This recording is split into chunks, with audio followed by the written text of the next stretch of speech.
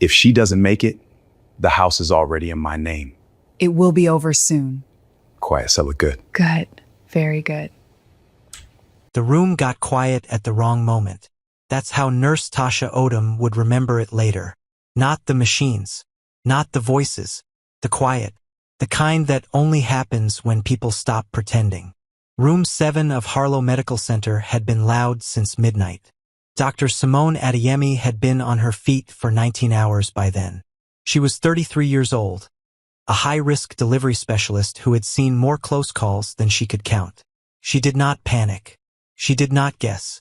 She stayed and she worked and she watched. The patient's name was Maya Briggs, 27 years old, 39 weeks, admitted at midnight with a placental tear that moved faster than anyone had predicted. By 2 in the morning, her blood pressure was dropping in the slow, steady way that means the body is making decisions the doctors haven't made yet. By 3:45, the room had the specific energy of people working at the edge of what they know how to do. At 3:47, Maya's heart stopped. Dr. Adeyemi called it. She started compressions. The crash team arrived in under a minute. In the hallway outside room 7, 3 people waited. They had been there since 1 in the morning. Long enough that the night shift nurses had started paying attention. Not because they were loud, because of the way they were positioned, like people waiting for something they had already decided was going to happen. The man was Dex Briggs, 31, broad shoulders, good jaw, the kind of man who walked into rooms expecting them to reorganize around him. He had a phone in his hand and checked it every few minutes. He had come in at 1:15, pressed his lips to Maya's forehead while she was still awake, squeezed her hand once, and then stepped out to make calls. Next to him stood a woman in a green satin top. Her name was Farah. She had been introduced to the nursing staff as Dex's cousin visiting from out of town, which Tasha Odom noted was inconsistent with the way Dex's hand drifted to the back of her waist when he thought the hallway was empty. On Dex's other side stood his mother, Renata Briggs, mid-60s, cashmere cardigan, gold earrings, the bearing of a woman who had never once in her life been told no and had constructed an entire personality around that fact. She had acknowledged Maya's admission to the hospital with the expression of someone whose dinner reservation had been canceled. Dr. Adeyemi had clocked all 3 of them at 1:30 when she stepped out to give an update. She'd given the update. She'd gone back inside. She had not forgotten what she saw. At 3:52, Dr. Adeyemi came through the door. Her face was the practiced neutral that takes years to build. The face that holds everything back until the words do it. Dex looked up from his phone. Is she? We lost her heartbeat at 3:47, Dr. Adeyemi said. We are working to bring her back. The situation is critical. Something moved across Dex's face that Tasha, watching from the nurse's station, would think about for weeks. It was not grief. It was something that wore grief's clothes but moved differently underneath. Something that was already doing math. Farah's hand found his arm. Renata said, "What about the baby? We are doing everything we can for both of them," Dr. Adeyemi said, and went back through the door. The 401. Tasha heard something she was not supposed to hear. She was charting 12 feet away. The hallway was quiet. Dex's voice was low, but not low enough. "If she doesn't make it," he said, "the house reverts to joint title. I had it redrawn in October." Renata's response was quieter. Tasha only caught the last 3 words. Finally, about time. Farah said nothing. She adjusted the strap of her bag and looked at the door to room 7 with an expression that Tasha would later describe as impatient. Tasha set her pen down. She looked at the door. She thought about Dr. Adeyemi on the other side of it, fighting for a woman whose husband was in the hallway talking about property transfers. She picked her pen back up. She watched. At 4:23, the monitor in room 7 stopped flatlining. It was not dramatic. It rarely is. It was a flutter, then a beat, then a rhythm that found itself the way a person finds their footing after a fall. Uncertain at first, then steadier, then real. Dr. Adeyemi, who had not stopped moving for 36 minutes, felt something loosen in her chest that she hadn't known was clenched. She stood at the bedside and looked at the monitor. Then she looked at Maya, 27 years old, dark hair on the pillow, oxygen mask, fragile vitals, alive. Then the secondary screen updated. Dr. Adeyemi looked at it for 30 seconds without speaking. Then she called Tasha in. Tasha looked at the screen, then at Dr. Adeyemi, then at the screen again. Does the family know? Tasha asked. No, Dr. Adeyemi said. Not yet. The way she said not yet carried a weight that neither of them commented on. At 4:31, Dr. Adeyemi stepped back into the hallway. Dex looked up. She's alive, Dr. Adeyemi said. 2 seconds of silence. 2 seconds where 3 faces moved from whatever they actually were to whatever they decided to show. Dex said, "Thank God." Correct words. Correct volume. Correct expression. 1 second too slow. Renata said, "When can we see her?" "She's unconscious and needs to remain that way for now," Dr. Adeyemi said. "The situation is still delicate." She paused. "There is something else I need to speak with you about. All 3 of you." She gestured toward the small consultation room at the end of the corridor.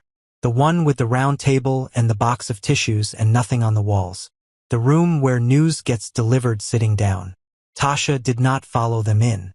She wasn't invited. But the consultation room had a window onto the hallway, and she had charting that needed to be done at the station directly across from it. She could see their faces. She couldn't hear the words. She watched Dex receive the information.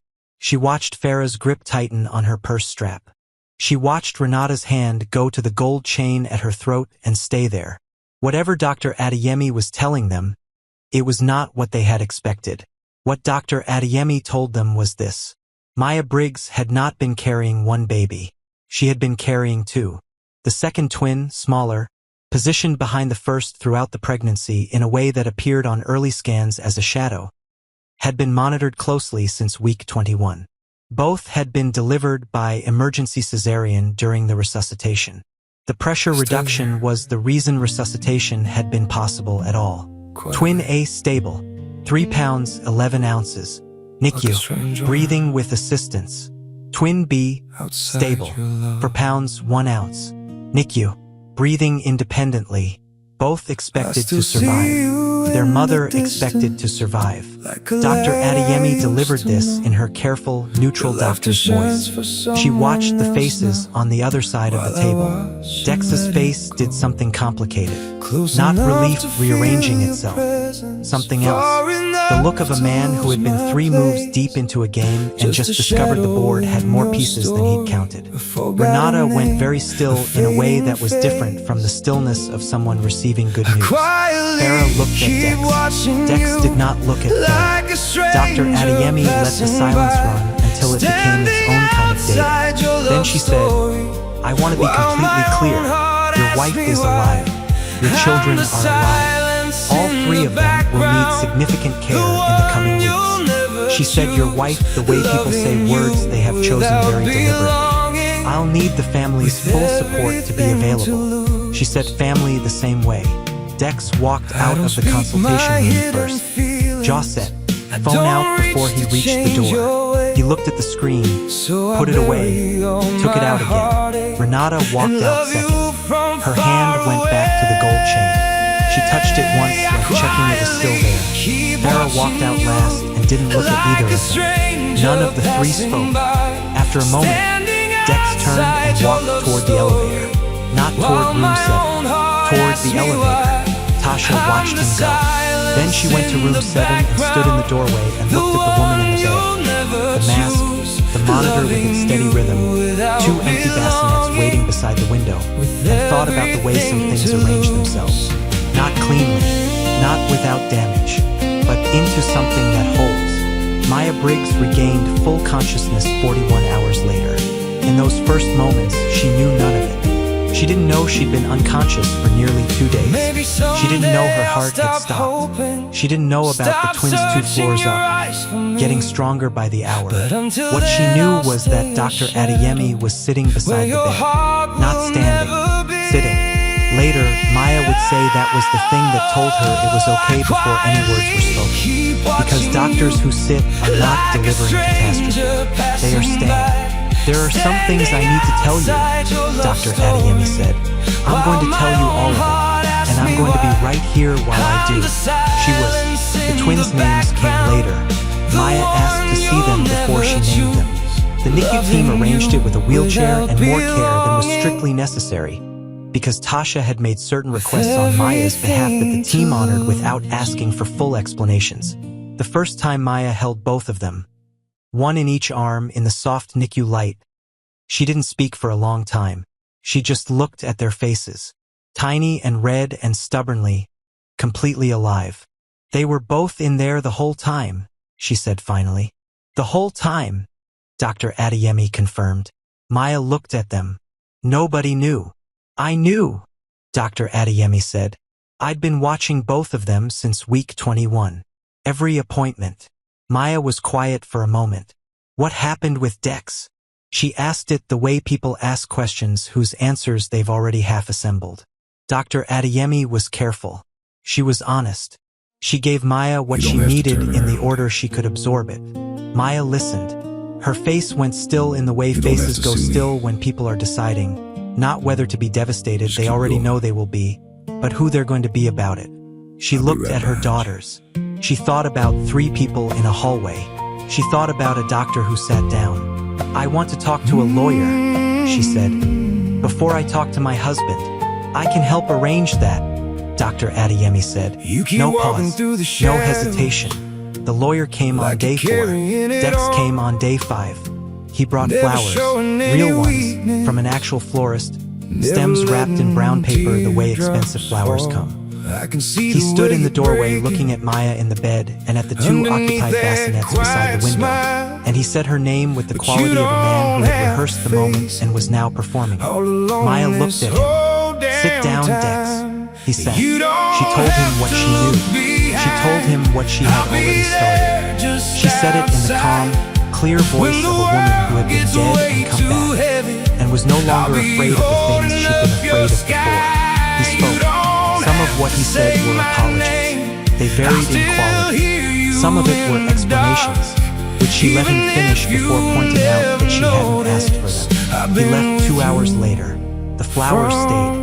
Maya moved them to the windowsill and looked at her daughters. She had decided on their names. Reese and Ren, her grandmother's middle names. Names that had seemed right for children who arrived against the odds. Reese was sleeping. Ren was awake, studying the light from the window with the focused, serious attention of someone who had just arrived somewhere and was taking inventory. It's okay, Maya told her. We've got time. Dr. Adeyemi stopped by room 7 every day for the 12 days Maya was in the hospital. Not always long.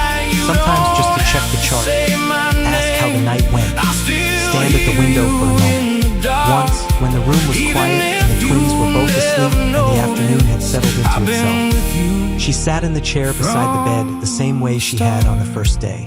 Maya said, without preamble, "You stayed, yes, in the hallway, while you were working." Pause. You already knew about them. Dr. Adeyemi considered this. I knew some things. I didn't know everything. But you sat down when you told me. I did. Maya looked at Reese and Ren in the soft light. Thank you, she said, for staying, for sitting, for all of it. Dr. Adeyemi nodded.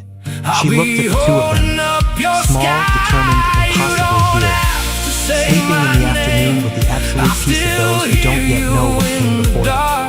They're going to be something, Dr. Adeyemi said. I know, Maya said quietly. I think they already are. Some rooms go quiet at the wrong moment, but the monitors keep running, and the people who stay are the only ones who ever mattered. And sometimes what everyone in the hallway was certain was the end turns out to be the most complicated, most stubborn, most alive kind of beginning. The bassinets weren't empty. They never were.